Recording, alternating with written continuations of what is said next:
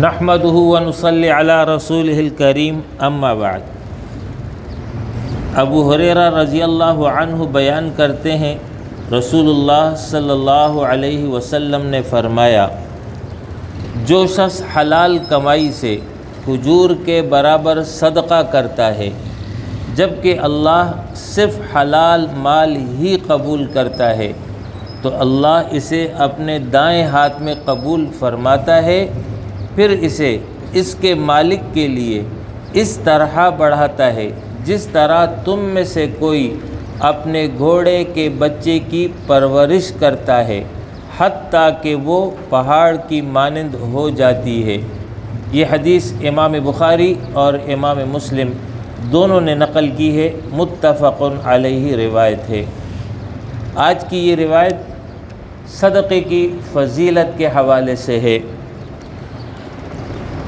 پہلی بات جو یہاں بیان بھی ہے وہ یہ ہے کہ معمولی مقدار اگر صدقہ کیا جائے تو یہ معمولی مقدار بھی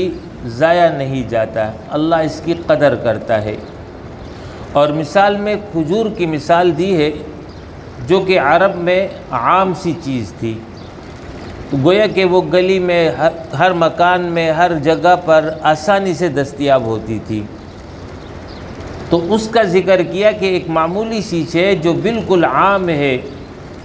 اگر اس کو بھی کوئی صدقہ کرتا ہے اللہ کی رضا کے لیے ثواب کی نیت سے تو اللہ رب العالمین اس کی قدر کرتا ہے، اللہ شاکر ہے، قدردان ہے۔ دوسری بات یہاں یہ بیان بھی ہے کہ حلال مال سے ہی صدقہ قبول ہوتا ہے، حرام مال وہ صدقہ نہیں ہوتا ہے بلکہ الٹا عذاب ہو جاتا ہے۔ تیسری بات یہاں یہ بیان بھی ہے کہ اللہ رب العالمین اسے اپنے دائیں ہاتھ میں قبول فرماتا ہے۔ تو یہ مسئلہ میں نے پہلے بھی بیان کیا ہے کہ اللہ رب العالمین کے لیے جو اسماء اور صفات قرآن اور حدیث میں ذکر ہوئے ہیں ان کے ظاہری الفاظ پر ایمان رکھیں گے، اس کی کیفیت بیان نہیں کریں گے اور نہ اس لفظ کو بے معنی کریں گے کہ اس کا کوئی معنی ہی نہیں ہے۔ لہٰذا اللہ کا ہاتھ ہے، حدیث میں آ گیا، قرآن میں آ گیا، اللہ کا چہرہ ہے، اللہ کی پنڈلی ہے، لیکن اس کی کیفیت نہیں بیان کریں گے، اس لیے کہ لیس کمثلہ شیء، اللہ کی مثال ہی نہیں ہے، اللہ کی نظیر نہیں ہے۔ لہٰذا اللہ کے ان اوصاف اور صفات کے بارے میں یہ کہیں گے کما یلیق بشانہ، کہ یہ اللہ کی صفات ہیں کما یلیق بشانہ، جیسے اس کے شان کے مناسب ہے، مخلوق کی طرح نہیں ہے، ہماری طرح ہاتھ نہیں ہے، اس لیے کہ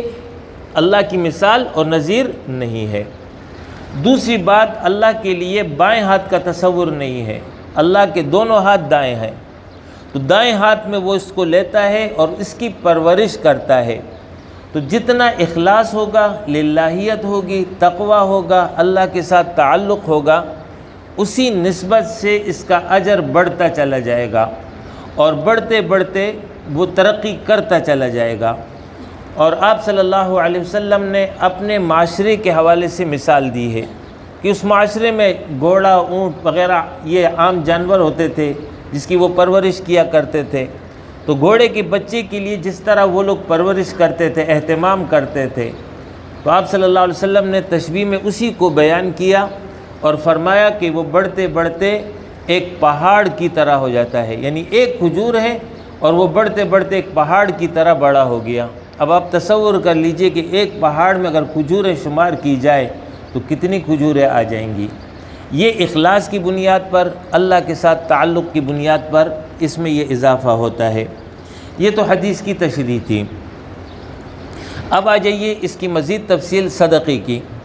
صدقہ اللہ کی رضا اور خوشنودی کے حصول کے لیے غرباء، مساکین اور خیر اور بھلائی کے کاموں میں خرچ کیے جانے کو کہتے ہیں۔ لفظ صدقہ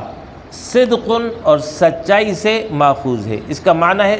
سچائی اور لفظ اس کا ہے صدق، اس سے یہ لفظ صدقہ نکلا ہے۔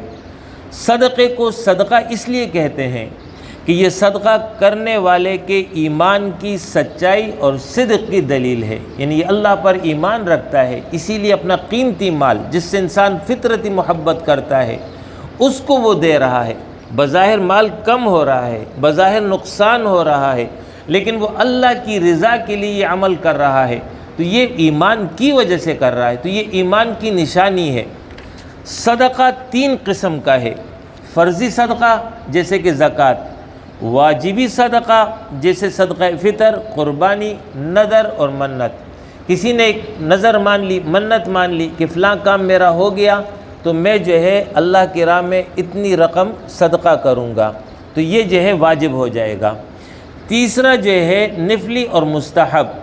اس یعنی ثواب اور اجر کی غرض سے انفاق کرتا ہے، اس کو اردو میں خیرات بھی کہتے ہیں۔ تو اردو میں خیرات کہتے ہیں اور عربی میں شرعی اصطلاح میں اسے صدقہ کہتے ہیں۔ یہ صدقہ نافلہ ہے۔ قرآن مجید اور احادیث میں صدقے کی ترغیب دی گئی اور اس کے فضائل اور برکات بیان کیے گئے ہیں، جبکہ اس کے بالمقابل بخل اور کنجوسی کی مذمت بیان کی گئی ہے اور برے انجام سے ڈرایا گیا ہے۔ قرآن مجید میں ارشاد ہے کہ جس نے اللہ کی راہ میں دیا اور اس کا خوف اختیار کیا اور اچھائیوں کی یعنی اسلام کی تصدیق کی تو ہم اس کے لیے آسانی کی جگہ یعنی جنت کو آسان کر دیں گے، لیکن جس نے بخل کیا اور بے پرواہی برتی اور اچھائیوں یعنی اسلام کو جھٹلایا تو اسے ہم دشواریوں میں یعنی دوزخ میں پھنسا دیں گے۔ سچے اہل ایمان کی صفات عالیہ بیان کرتے ہوئے قرآن مجید میں ارشاد ہے کہ سچے اہل ایمان کی صفت کیا ہے کہ اور اللہ کی راہ، اللہ کی محبت میں یہ کھانا کھلاتے ہیں مسکین کو، یتیم کو، قیدیوں کو، اور اس کے ساتھ ساتھ یہ لوگ کہتے ہیں تو میں صرف اللہ کی رضا اور خوشنودی کے لیے کھلاتے ہیں، نہ تم سے بدلہ چاہتے ہیں نہ شکر گزاری، ہم تو اپنے پروردگار سے اس دن کا خوف کرتے ہوئے یہ عمل بجا لاتے ہیں جو اداسی اور سختی والا ہوگا۔ یہ قرآن مجید کی آیت کا ترجمہ میں نے آپ کے سامنے بیان کیا۔ حدیث میں آتا ہے کہ صدقہ رب کے غصے کو بجھا دیتا ہے اور بری موت سے بچاتا ہے، اور ایک حدیث میں ارشاد ہے کہ کوئی دن ایسا نہیں جاتا کہ جب بندے صبح کو اٹھتے ہیں تو 2 فرشتے آسمان سے نہ اترے ہوں۔ ایک ان میں سے یہ کہتا ہے فرشتہ کہ اے اللہ خرچ کرنے والے کو اس کا بدلہ دے، اور دوسرا یہ کہتا ہے کہ اے اللہ روکنے والے اور بخیل کے مال کو ضائع کر دے۔ ان نصوص سے یعنی قرآن اور آیات سے، قرآنی آیات اور احادیث سے معلوم ہوا کہ صدقات اور دیگر کار خیر انجام دینے سے اللہ کی رحمتیں اور اللہ کی برکتیں متوجہ ہوتی ہیں، رب کی رضا حاصل ہوتی ہے، سخی لوگ فرشتوں کے دعا کے مستحق قرار پاتے ہیں، جیسے یہ مسئلہ گزر گیا۔ بندہ مومن کا ہر نیک عمل دراصل اللہ کی رضا اور خوشنودی کے لیے ہوتا ہے، اور وہ یہ کام اللہ کی اطاعت اور عبادت سمجھ کر یہ کرتا ہے، محض دنیاوی اغراض اور مقاصد کے لیے انہیں نہیں کرتا، لہٰذا اس کا یہ عمل اللہ کے ہاں آخرت کے اعتبار سے بڑے اجر کا حصہ شمار ہو جاتا ہے، اور پھر جتنا اخلاص ہوگا اسی حساب سے اس کا عمل ترقی کرتا چلا جائے گا، جیسے ابھی میں نے حدیث کی تشریح میں اس کی وضاحت کر دی۔ نفلی صدقہ رد بلا کے لیے بھی مؤثر ہوتا ہے، اس میں متعین کوئی شے نہیں ہے کہ صدقے میں کیا دیا جائے، یہ بات سمجھ لیجیے اچھی طرح، بہت سارے لوگ اس میں کوتاہی کرتے ہیں کہ صدقے کے لیے کوئی متعین شے نہیں ہے کہ وہ ہوگا تو صدقہ ہوگا، وہ نہیں ہوگا تو صدقہ نہیں ہوگا، بلکہ اس میں پیش نظر یہ ہوتا ہے کہ ضرورت مند کی ضرورت جس طرح سے بھی پوری ہو جائے وہ صدقہ ہے۔ مثال کے طور پر ایک ضرورت مند ایسا ہے کہ وہ بیمار ہے تو اس کی ضرورت دوا ہے، لہٰذا اس کی دوا کا انتظام کرنا یہ صدقہ ہے۔ اسی طریقے سے ایک طالب علم غریب ہے، وہ اپنی فیس نہیں جمع کرا سکتا، اس کی فیس جمع کرا دینا یہ اس کے اوپر صدقہ کرنا ہے۔ اسی طریقے سے ایک شخص بھوکا ہے، اس کو کھانا کھلا دینا یہ اس کے لیے صدقہ ہے۔ یعنی جو انسان کی ضرورت ہو اس ضرورت کو پورا کرنا یہ صدقہ کہلاتا ہے۔ ہمارے ہاں یہ کہ بکرا صدقہ کر دو، جب تک بکرا صدقہ نہیں کیا جاتا تو اطمینان نصیب نہیں ہوتا ہے۔ حالانکہ بکرے کے صدقے کا کوئی کانسیپٹ اسلام میں نہیں ہے۔ اسلام میں صرف 2 مقامات ایسے ہیں کہ جہاں پر بکرا یا بکری یا اس سے اوپر کے جانور کی ذبح کی تعلیم دی گئی ہے، ایک حج کے موقع پر اور اسی نسبت سے قربانی جو عام لوگ ایام عید الاضحیٰ میں قربانی کرتے ہیں، ایک وہ موقع ہے۔ دوسرا جب بچے کی ولادت ہو جائے تو لڑکا ہو تو 2 بکرے یا بکریاں، اور اگر لڑکی ہو تو 1 بکری یا بکرا، یہ صرف جو ہے تعلیم دی گئی ہے۔ اس کے علاوہ باقی کسی بھی مقام پر کوئی تعلیم نہیں ہے کہ جو ہے اگر آپ پر کوئی پریشانی آ گئی ہے تو آپ نے جو ہے فوراً جو ہے جانور لے کر ذبح کر دینا ہے۔ اور اس حوالے سے میں تو اس کو المیہ کہتا ہوں اور افسوسناک عمل کہتا ہوں کہ بعض خیراتی ادارے جو ہے وہ چھوٹے چھوٹے بچے 4 مہینے 6 مہینے کے چھوٹے چھوٹے بچے جو ابھی خود رحم کے مستحق ہیں ان کو صدقے کے نام پر لوگوں کو دے دیتے ہیں یا لوگوں سے رقم لے لیتے ہیں، ان کی طرف سے جو ہے اس کو ذبح کر دیتے ہیں۔ یہ طریقہ درست نہیں ہے۔ صدقے کا صحیح طریقہ یہی ہے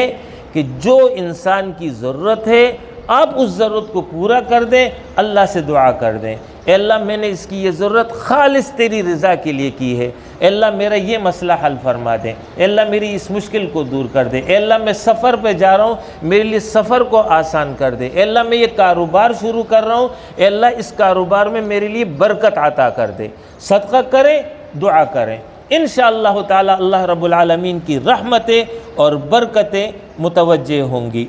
قرآن مجید اور احادیث میں انفاق کی ترغیب دی گئی ہے، اس کی مقدار کتنی ہو تو یہ مسئلہ بھی سمجھ لیجئے۔ فرض زکوٰۃ کی مقدار تو مقرر ہے، یعنی 2.5% آپ نے دینا ہے، جبکہ واجب کی بھی مقرر ہے، جیسے صدقہ فطر ہے 2.25 کلو گندم یا اسی حساب سے کشمش ہے یا کھجور ہے یا جو ہے وغیرہ وغیرہ، اس کی مقدار مقرر ہے، جبکہ نفلی اور مستحب صدقے کی مقدار مقرر نہیں ہے۔ بلکہ اس حوالے سے قرآن مجید میں جب متعدد آیات نازل ہوئی تو ایک موقع پر صحابہ نے یہ سوال کیا کہ ہم کتنا صدقہ کریں، کوئی لمٹ کوئی مقدار ہے؟ تو اس کے بارے میں قرآن کی آیت آ گئی، یسألونک ماذا ینفقون قل العفو، آپ سے یہ پوچھتے ہیں کہ کتنا صدقہ کریں، کتنا انفاق کریں، قل اے پیغمبر آپ کہہ دیجئے العفو، جو تمہارے پاس اضافی ہے اس کو تم خرچ کر سکتے ہو۔ مطلب یہ ہے کہ جو آپ کی لازمی ضروریات ہیں اس کو تو آپ نے پہلے پورا کرنا ہے، اپنی ضرورت ہے، اپنی بیوی کی ضرورت ہے، اپنے بچوں کی ضرورت ہے، اپنے خادم کی ضرورت ہے، آپ سے متعلقہ زیر کفالت اور افراد ہیں ان کی ضرورت ہے، وہ تو آپ محفوظ رکھیں۔ اس کے علاوہ جو اضافی ہے اس میں آپ کو اختیار ہے، اس میں سے جتنا چاہیں آپ خرچ کر سکتے ہیں۔ یہ قرآن کی آیت میں اس کی اجازت دی گئی ہے۔ اب مثال سے میں آپ کو سمجھا دوں، 100 روپے ہے ٹوٹل، 100 روپے میں انسان کی اپنی ضرورت، بچوں کی ضرورت ٹوٹل ملا کر 60 روپے ہو جاتی ہے، تو یہ 60 روپے تو الگ ہو گئے، باقی 40 آپ کی بچت ہے، تو 40 میں اللہ رب العالمین نے آپ کو یہ اجازت دی ہے، آپ کی مرضی ہے 10 خرچ کریں، آپ کی مرضی 20 خرچ کریں، آپ کی مرضی 30 خرچ کریں، آپ کی مرضی 40 خرچ کر دیں، یہ کھلا میدان ہے، یہ سب آپ کر سکتے ہیں، آپ کو اجازت دی گئی ہے۔ اسی ضمن میں ایک مسئلہ اور سمجھ لیجئے، اگر کوئی شخص اپنا پورا مال وقف کرتا ہے تو یہ پورا مال وقف کرنا درست نہیں ہے، اگر وقف کر دی تو ہو جائے گا، لیکن رسول اللہ صلی اللہ علیہ وسلم نے صحابہ کو اس عمل سے منع فرمایا اور ارشاد فرمایا کہ بجائے اس کے کہ بعد میں تمہاری اولاد کسی اور کی محتاج ہو، بہتر یہ ہے کہ ان کو جو ہے کچھ مال دے کر کے تم دنیا سے جاؤ، لہٰذا کل مال کو صدقہ کرنے سے آپ صلی اللہ علیہ وسلم نے منع فرمایا۔ ایک صحابی نے عرض کیا اللہ کے رسول میں آدھا مال دے دوں؟ آپ نے منع فرما دی کہ نہیں، آدھا بھی نہیں دو گے۔ پھر انہوں نے عرض کیا اللہ کے رسول 1/3 دے دوں؟ تو پھر آپ صلی اللہ علیہ وسلم نے فرمایا کہ ہاں 1/3 تک تم دے سکتے ہو۔ تو یہ تعلیمات ہیں، ان تعلیمات کی روشنی میں زندگی گزاریں گے تو انشاءاللہ تعالی اللہ کی رحمتیں اور برکتیں متوجہ رہیں گی۔ وآخر دعوانا ان الحمد للہ رب العالمین۔